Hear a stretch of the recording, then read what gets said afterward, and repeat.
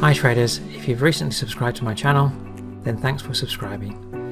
If you haven't subscribed yet, then subscribe and keep up to date with my analysis. Now the Aussie Yen last week, folks broke 97.66 monthly resistance and 98.43 monthly resistance, last year's high.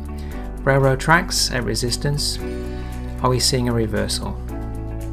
At the start of the week I would watch 97.57 day resistance and 97.66 monthly resistance. Does that area now remain as resistance for a move down to retest weekly support? And are we going to see a reversal down from the monthly resistance area this week? Are we moving back down the range? Okay traders, that's my analysis for today. If you want to keep up to date with my analysis, simply subscribe to the channel. I look forward to seeing you next time.